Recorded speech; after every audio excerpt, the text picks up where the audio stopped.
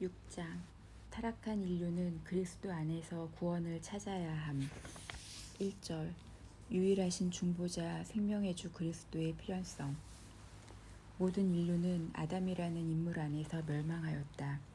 그 결과 우리가 간직하고 있었던 저 태초의 탁월함과 고귀함이 아무 쓸모가 없어져 우리의 수치를 더하게 할 뿐이었다. 하나님은 죄로 말미암아 더럽혀지고 썩은 사람을 자기의 작품으로 인정하지 않으신다. 그리하여 이러한 수치는 하나님이 자기의 독생자의 인격을 통하여 구속주로 오실 때까지 그치지 않는다.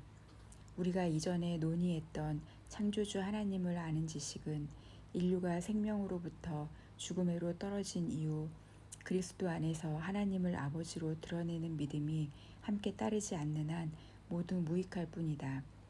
참으로 이 원래의 질서에 따르면 세상이라는 구조물 자체는 우리에게 경건을 식별하게끔 가르치는 학교였다. 태초에는 이 학교로부터 영원한 생명과 완전한 복이 전해지게끔 되었었다. 그러나 인류의 불순종 이후로 우리는 눈을 어디로 돌리든지 하나님의 저주를 위아래로 마주볼 수밖에 없게 되었는데, 그 저주는 우리의 죄가로 인하여 무죄한 피조물을 휘감아 지배하는 동안 우리의 영혼을 짓눌러 절망에서 헤어날 수 없게 하였다. 왜냐하면 하나님은 여러 가지 방면으로 우리를 향해 자기의 부성적 호의를 나타내려고 하심에도 불구하고 세상에 속한 우리의 시각으로는 그 아버지께 주목할 수 없기 때문이다. 양심은 우리 속에서 하나님이 우리를 버리시고 우리를 아들로 여기거나 생각지도 않으시는 정당한 이유를 우리가 죄 안에서 돌아보게끔 재촉한다. 그러나 게으름과 배은 망덕이 그 뒤를 따를 뿐이다. 우리의 마음은 눈이 멀어 참된 것을 식별하지 못하고 우리의 지각은 삐뚤어져 사악하게 하나님의 영광을 가로채고 있기 때문이다. 그러므로 우리는 바울의 말씀으로 나아가야 한다. 하나님의 지혜에 있어서는 이 세상이 자기 지혜로 하나님을 알지 못하므로 하나님께서 전도에 미련한 것으로 믿는 자들을 구원하시기를 기뻐하셨도다. 고린도전서 1장 21절. 무수한 기적들로 채워진 하늘과 땅, 그 장엄한 극장을 사도는 하나님의 지혜라고 부른다. 처음에는 하나님을 바로 알기 위하여 이 극장을 바라보는 것만으로 충분했다. 그러나 우리가 악하여 더 이상 이런 식으로는 유익을 얻지 못하게 되었으므로 하나님은 우리를 다시 부르셔서 그리스도를 믿는 믿음에 이르도록 하신다. 이 믿음은 믿지 않는 사람들에게는 그 미련한 외양 때문에 거치는 것이 된다.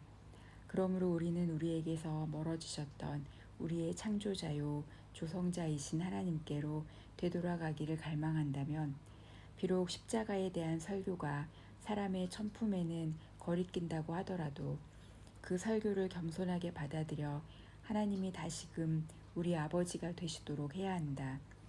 분명 첫사람의 타락 이후 중보자 없이는 하나님을 아는 어떤 지식도 구원에 이르는 열매를 맺지 못했다.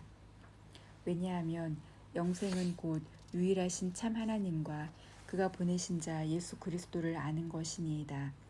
요한복음 17장 3절 라고 그리스도가 말씀하실 때 그는 자기의 때뿐만 아니라 모든 시대를 포함시키고 계시기 때문이다. 따라서 오염된 자들과 믿지 않는 자들에게 가리지 않고 하늘을 열어주는 자들의 태만함은 더욱 사악한 것이다.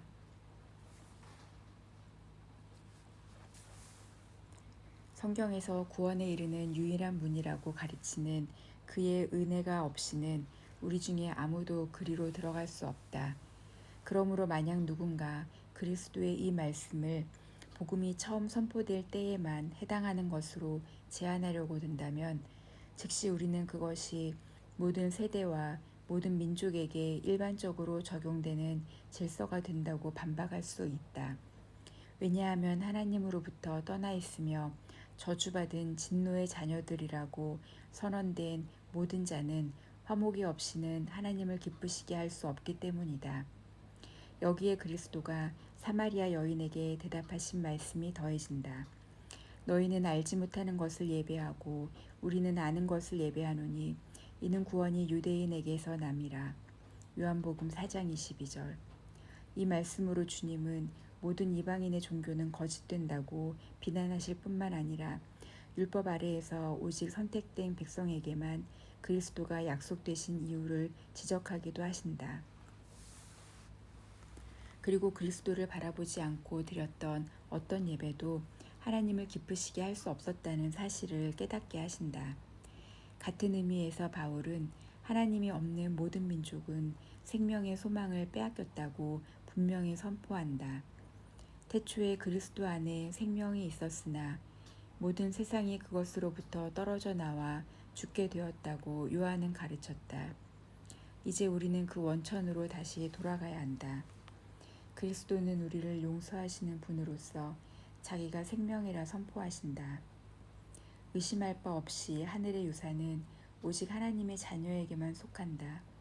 그런데 독생자의 몸에 접붙임을 받지 않은 사람은 결코 그 자녀의 자리와 지위에 어울리지 않는다. 요한이 명백히 증언하듯이 그의 이름을 믿는 자들이 하나님의 자녀가 된다. 요한복음 1장 12절. 그러나 나의 의도는 그리스도를 믿는 믿음에 대해서 드러나게 다루는 데 있지 않으므로 여기에서는 지나가면서 언급하는 것으로 족하게 여긴다.